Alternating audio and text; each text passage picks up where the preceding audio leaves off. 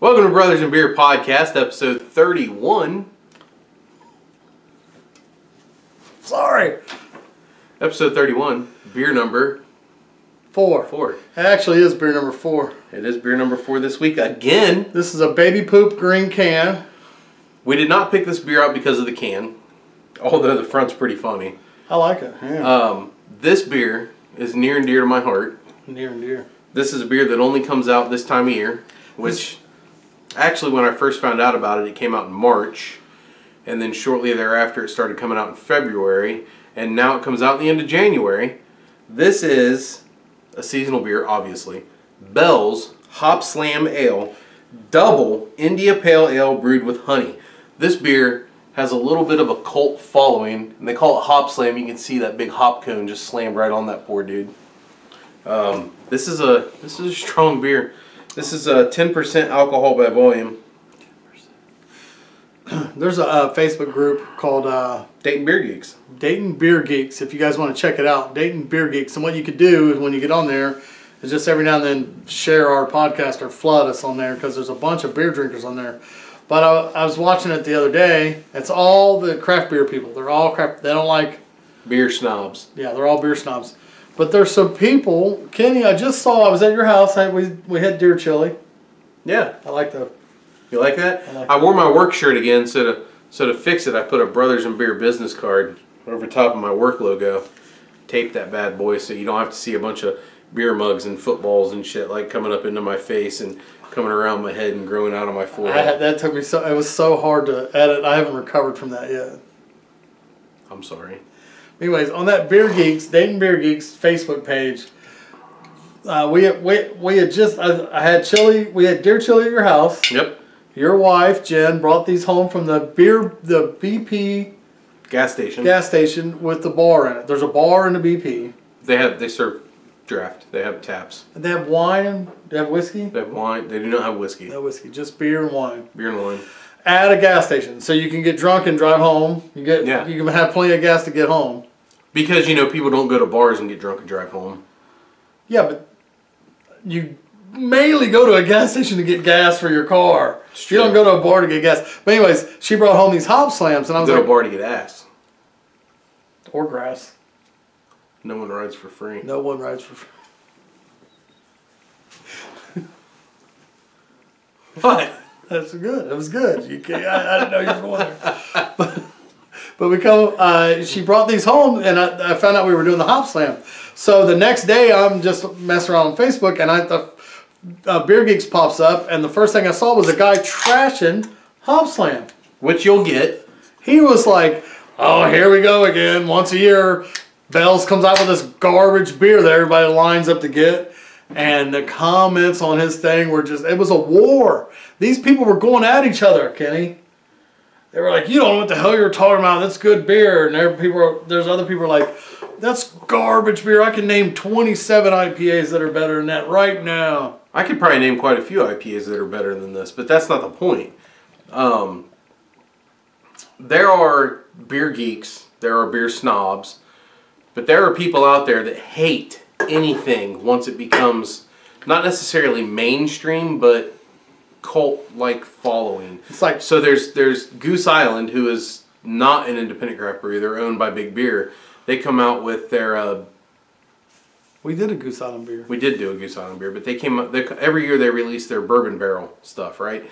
And it goes on sale. They put it up for sale on Black Friday. And there's a ton of people that drive to Chicago where the brewery is, and they wait in line for hours on Black Friday to get that beer specifically.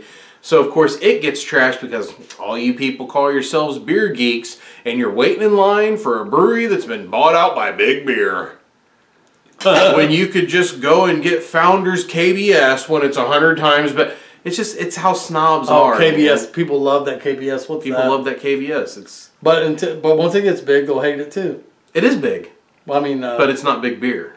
Once Budweiser buys it. I don't know if Founders will sell out. It's like Tool. I don't know if you guys know Tool. It's one of my favorite bands ever. But they used to be an underground band. They're garbage. I'm just kidding. Tool's good. I like Tool. No, you can say garbage. But, no, I like Tool. But they were an underground band, and then once they started getting popular, they started getting so popular the bass player quit. He was like, I can't be in a band. Why didn't you audition? I didn't know that was happening at the time. They're out of California. Man, you could have been. But that's how famous right now, and we wouldn't have to do this podcast. Listen, I cannot play bass like either one of the bass players for Tool. They're amazing, but you didn't put your heart to it. It takes talent too, and you got to be born with that God-given talent. Oh bullshit! Harden, God-given talent. James Harden, God-given talent. The beard. I am envious of his beard. But what I'm saying is, they got so popular that the bass player was like, I can't be in a band this popular. That's pretty fucking stupid. I can't brew a beer. That's like the brewer. How much money did that dude give away? Oh, insanity, man. So this beer is a double IPA. But I'm just saying, like, say the brewer of this beer was like, oh, okay, that's the other thing too. They're only allowed 1 6-pack or 8. Was it an 8-pack? Depends on where you go. It's a 6-pack, but it depends on where you go. A lot of the retailers will limit you to 1 6-pack because so many people want it. So many people want it. Now there are retailers that are like, I don't give a fuck. It's gonna sell. It's gonna sell. I don't give a shit how many you buy. Right. Now, the Marathon is the Marathon. The beer place in Carlisle, the little gas station I go to. Last year when he had hopslam, I went in there and I was like, hey buddy, because you got any hopslam? And he was like, are you buying anything else? And I'm like, what did you just say to me? But you started his business. Motherfucker, if it wasn't for me, you wouldn't have none of this. Which is kind of a lie. I mean, he could have figured it out on his own technically, but I had another 6-pack in my hand and I'm like, he pulls up the last 6-pack of hopslam, sits it on the counter and goes, I was going to sell these as singles, but since it's you. Oh, so he does know you that well. I'll sell you the last one. Okay. It's fucking bullshit. He robbed me on it. He tried to charge me extra. Fucking son of a... They'll do that. Capitalism! Psh. Can't wait till Ocasio-Cortez is president. Okay, but listen. Anyway, this beer is strong. 10% alcohol. But let me finish my point. Say the brewer that brews this beer at Bell's, this beer gets so big, one day he goes, I can't be part of that. That's big beer now. And he leaves. And he goes, I can't do this shit no more. I'm out. That's how these people are. It's like, oh, that's mainstream. That band's mainstream. I can't listen to them. And that is how beer snobs are. A lot of the beer geeks. I loved it though. Beer geeks, beer snobs. Well, that's the name of their page. Yeah, it's Dayton Beer Geeks. But if you just go there and read some of the comments, I mean, they talk about a lot of stuff. They do roll calls every night. What I'm drinking. I think it's a little cheesy, but I've contemplated holding up a bottle of water so many times. Roll call. I'm drinking Aquafina. I drink a lot of water. Like, I don't drink a lot during the week. Right. I try not to. I mean, a couple nights a week I might have 1 or 2, but I try not to drink a lot during the week because I'm not an alcoholic. I refuse to go to meetings. That's what quitters do. Quitters. But I'm joking, by the way. If you have a problem, please go get help. Please, I beg of you. The society does and not if you have a gambling problem, go get help too, because I like to just gamble. Come to me, and I will help you take care of your money. I've been learning about craps. I want to play more craps. When are we going back to the casino? Whenever you're driving. Fuck. No, we got to go with Aaron. Aaron drives. It's true, because we can touch the top of the parking garage out of the sunroof. It's funny, man. I mean, no offense, but he was like a guy with a medium-sized dick. I was thinking he was gonna has a big, huge one, because he was like, we made the first clearance. If you made the clearance thing, you can make everything else in there. And he's pussyfooting it through there like, oh no, it is a nice truck, though. It's a nice truck. It's not as nice as mine. All right, so let's get on this beer. So yeah, double IPA. It's gonna have all the characteristics of a normal IPA. Same color, same head. It doesn't smell bad at all. It's not going to have an overly present citrus or hoppy smell because there is so much alcohol. This is a 10% beer. When you take a drink of this, I'm telling you right now, you are going to taste every hop that's in it, followed quickly by every percentage of alcohol that's in it. This is a strong beer. We decided to do this last so then I can drive home. Jen, help us. I'm going to try it. I haven't had this year's yet.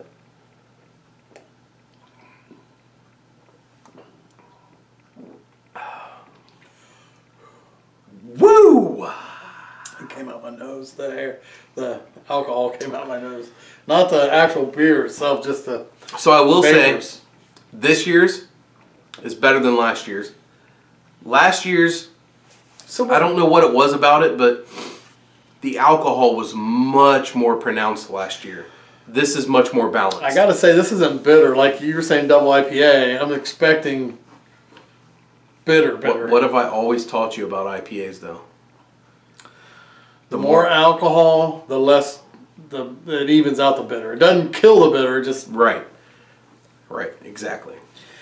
It's not bad. This is much more balanced than last year's. Last year's was like just pure alcohol. Racing fuel, man. I mean, it was like you took a drink and you were like, "Oh my God, let's go!" Speaking of racing, we're going this year. You coming? I know we already put in our vacation days for the Florida trip. Yes. When is the racing trip? Labor Day weekend. Are you coming? I'll be. You weren't that interested last year. Oh, I had a great time with the camping and stuff. I love that part. Oh, okay. So you want to go? Yeah. All right, we'll set it up after this. Maybe I'll go buy me a camper, though. Okay. What are you going to tow it with? Tonka truck? I was going to buy a little camper for my little truck. Oh, okay. Gotcha. I don't need one man camper. It's just me. Where are you going to store that sumbitch? Can we talk Your about house. Dad's house. So we got some stuff to talk about. Oh, we do. I don't remember what it is, though. I like doing the little quick hitters. Before we get into your quick hitters, there is something that you wanted to talk about during the podcast that we didn't get to. There's a movie coming out. Oh, yeah. Zombieland 2. I think it was on the video last week that we talked about John Wick 3, right? Wasn't that on the video? We got another movie coming out that's very important. Zombieland 2. Zombieland 2. Zombieland was a really excellent movie. I don't know anybody that watched that and didn't like it. The beer. Ugh. Was that the beer? Ugh. It's awesome. Zombieland is one of those movies that was exponentially better than expected, in my opinion. I have no idea how Part 2 is even going to come close to being better than the scene where, what the fuck is his name? Groundhog Day. Bill Murray? Bill Murray's the greatest shit ever, man. He's trying to play a prank on him. Bang! Shoots him in the chest. Yeah, Zombieland. Even when he goes out his last breath, he's like, Emma Stone starts cracking up. She's like, it kills me. Emma was great in that movie. And the best part about Zombieland 2 is that the waitress from Bar 145 is going to be in it. Who? The bartender from Bar 145. We went to Bar 145 right down the road for dinner tonight, and the bartender looked a lot like Emma Stone. She was very pretty. And then you were like, she reminds me of somebody. Yeah. And then you were like, hey, Zombieland 2's coming out. And we pulled it up, and I'm like, Emma Stone. And you go, she looks like Emma Stone. Matter of fact, the bartender that was there the last time we were there that you had the hots for was there tonight. And when we finally saw her, we thought she dyed her hair, and you just had to grab her attention and say, hey, did you dye your hair? Yeah, I just want to talk to her. Yeah. And she was like, I'm going to get my manager if you don't leave me alone. We got kicked out. Okay. So what do you want to talk about tonight? Okay, I got some... She's in a movie! I'm going to say that girl at the Bar 145 is a lot taller than Emma Stone. She might be. She was pretty tall. She was tall. Okay. She was like your height. She might have been taller than me. Maybe a little bit. Okay, these are just quick hitters. It's not anything important. There's no politics. It's definitely important. The first one's about politics. No, it's a politician. Oh. But it's not about politics. Gotcha. Okay. A Canadian mayor says he is considering putting a hat... A Canadian mayor says he is considering putting a hat on his town statue of a moose after affronted residents discovered that it is no longer the world's tallest statue of a moose. Did you know that was a thing? The unofficial title of world's tallest moose statue was snatched from Moose Jaw, Saskatchewan. That's the name of the town, Moose Jaw, Saskatchewan. I want to go there now. In 2015, when a sculpture 30 centimeters, which equals 12 inches to us. Give or take. We don't do 30 centimeters. We don't do that over here. Give or take. When it's 12 inches taller was erected in Norway. Go ahead. But locals only realized their town's inadequacy this week, which was actually last week. It's actually a little over 30. That they 12 inches. They built the statue in 2015. They just now realized last week when resident Justin Reeves set up a crowdfunding campaign. Crowdfunding. Kickstarter. Urging donors GoFundMe. to help reclaim the crown of their figure called Mac. The moose is named Mac? Mac the Moose. Come on, that's a good name. Come on now, Mac the Moose. I'd call it Toe. The Norwegians... Knuckle. Knuckle, Moose Knuckle.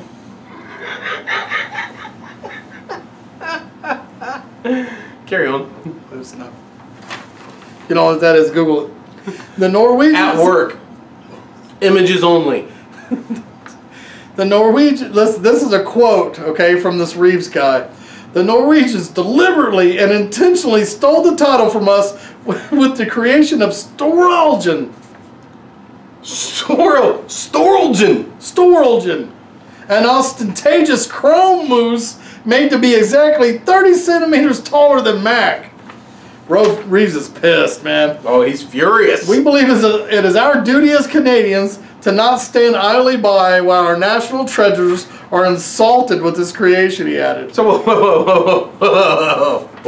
whoa. What do we consider national treasures? Like the Lincoln Memorial, the White House, what's the big obelisk thing? The Washington Memorial. This dude's national treasure is a moose statue. I was trying to think of that actor's name that did the movies where he... National Treasure? Yeah. That was Ben... No. It's not Ben. It's not Ben. Alright. Listen, the next one has a politician also. Oh my God, I thought this was going to be political. This is not political. This is a story from CNN. It's not political. Promise. Yeah. A controversial Australian politician has proposed... Actually, this might be political. I take that back. Nicolas Cage. Nick Cage, yeah. Jesus. I was thinking Night of the Museum.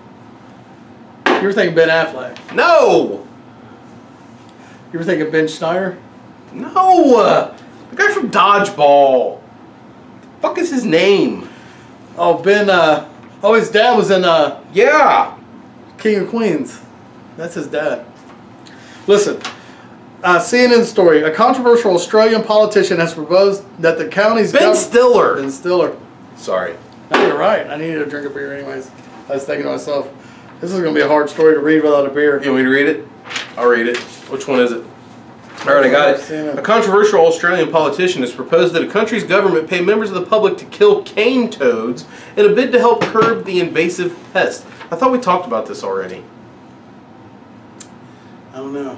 I don't think so. Weren't they wanting like the people on welfare to go out and kill cane toads to... Alright, then we talked about it. That landed on my head. Oh shit, it fell behind me. That was supposed to be last week's. I thought... We discussed it last week, very shortly. Yeah, because I couldn't find it. You know what I had? It was in the printer. So I would like you all to know that my brother Steve here struggles with technology. So you've got the baby boomers that don't know technology at all, and then you have me, who is technically a millennial, that grew up with technology, even though I kind of grew up into technology.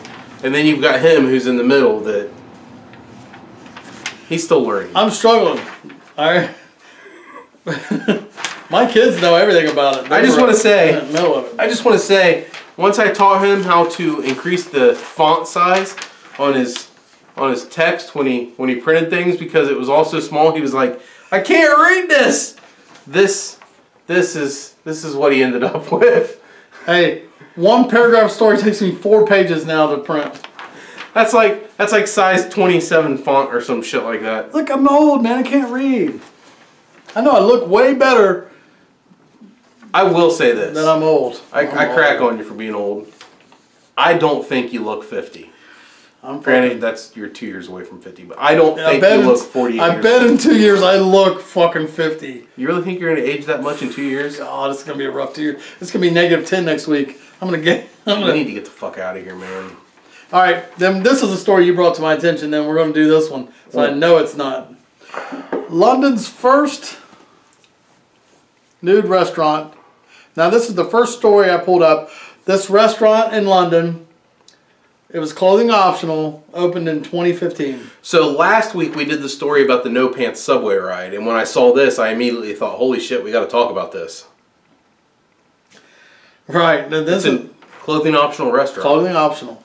This says London's first nude restaurant has a waiting list 16,000 names long. 16,000. Would you go to an all nude restaurant? Would you wait for 15,999 people before you got in? Comments. Let us know. How long is that line? Almost as long as the bathroom at Kings Island. If there's one person qualified to tout the benefits of dining in the nude, it's Seb Lyle. What does Seb know that we don't? He's a London restaurateur. Restaurateur. Restaurateur. It's like an entrepreneur, but with restaurants. Okay.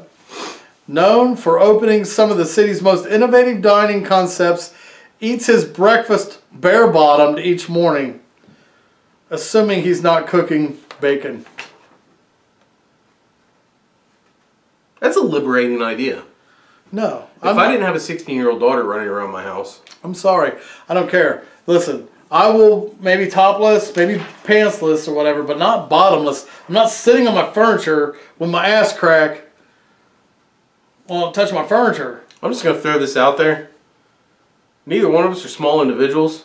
Yeah. You rarely wear a belt. Chances are your ass crack's all over this furniture. Okay, but not the gooey part. Not the not the part that leaves little chocolate kisses. Can you imagine getting up from eating your eggs? Oh God, you need to wipe better, boy. Just saying. Hey, we all have it. It happens to all of us. It's liberating, you told the Washington Post. It's fun, and sometimes the neighbors watch. What'd he say? He's glad he's in London, because if he was in the United States of America, they'd be running his ass out of here right now.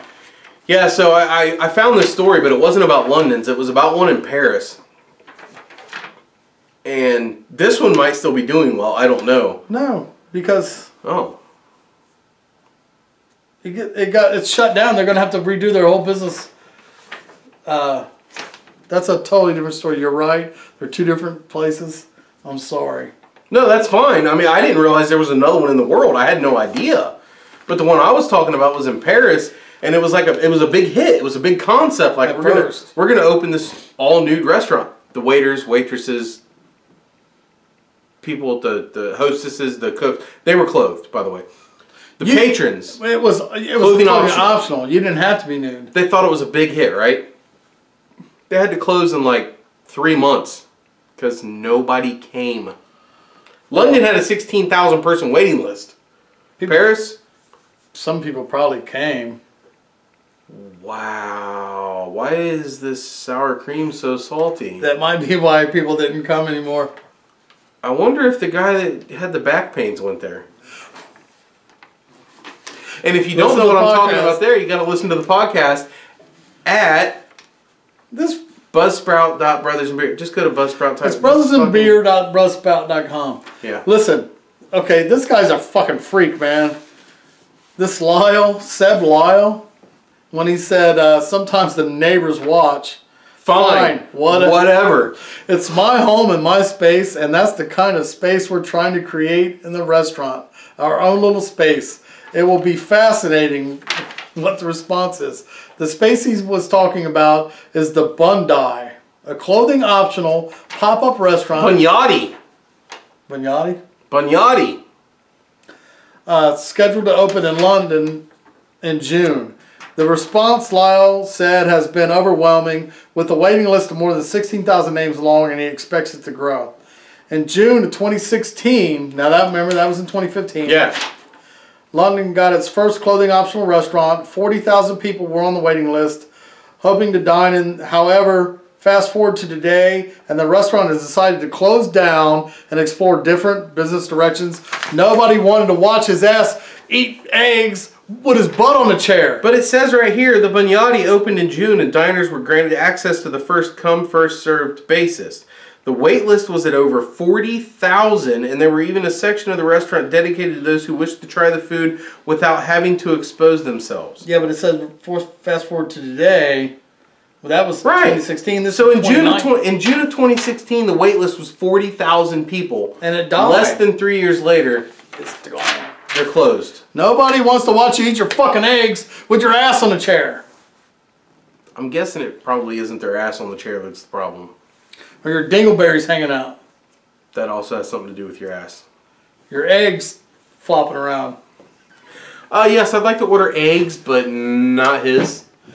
I mean, come on, man. The thing is, I've been to Walmart, okay? I don't want to go to a clothing optional Walmart. Ooh. No! See, here's what people don't understand.